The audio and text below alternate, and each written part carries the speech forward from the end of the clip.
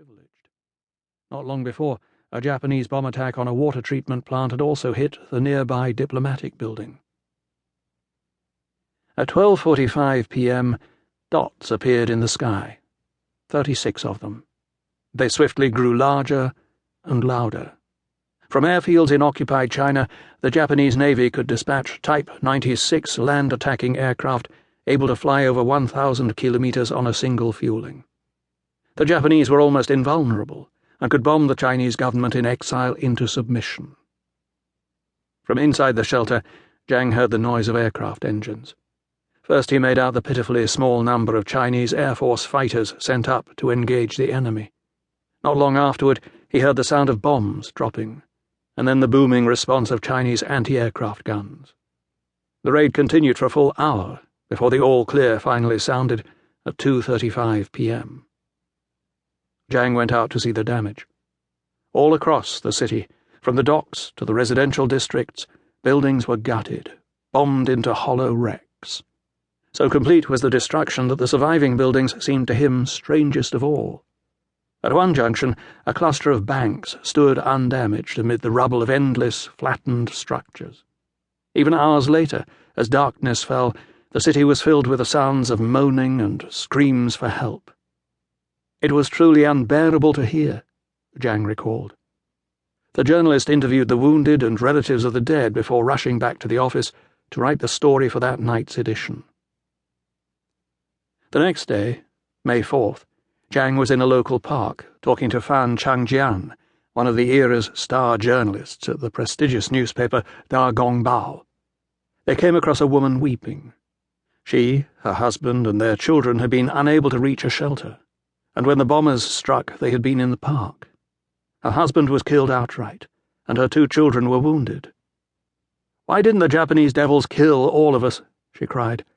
"How are we going to live now?" In later years, one man remembered a story from that terrible day. The man's father had been talking to a group of young factory workers when the bombs fell.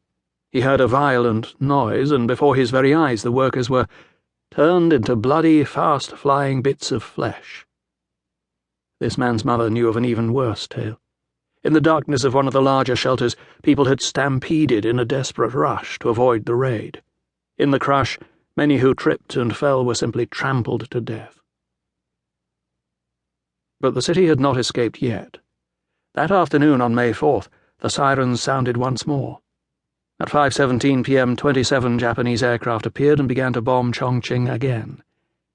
"It was like being in a tiny boat, constantly shaking," recalled one survivor. Outside, bomb shrapnel was flying, window glass was shattering and falling to the floor, and there were the sounds of the enemy planes buzzing and machine guns firing. Terrified, but also curious, he looked out of the window and saw the whole sky was lit up by flames, and the surrounding buildings were collapsing one by one. Our beloved homes were being flattened and turned into a sea of fire.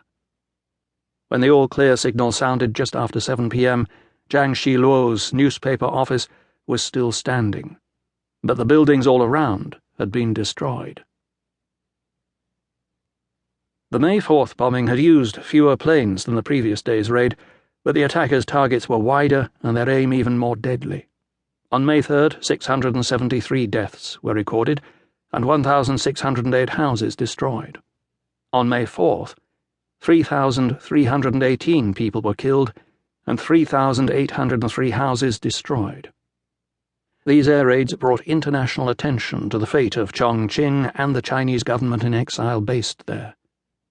At the same time that the Spanish Republic was in equally desperate combat against the nationalist forces of General Franco, diplomats, reporters, and businessmen from many countries were able to witness the devastation of the Chinese nationalist capital. Worse yet, the raids of May 3rd and 4th were just examples, albeit the most savage, of a continuous battering that Chongqing would endure for years. During the most intense period of bombing, between May 1938 and August 1941, there would be some 218 separate raids, using incendiary and fragmentation bombs, resulting in 11,885 deaths, mostly of civilians. The air raid signals became part of everyday life in the wartime capital. One man who spent his childhood in Chongqing recalled decades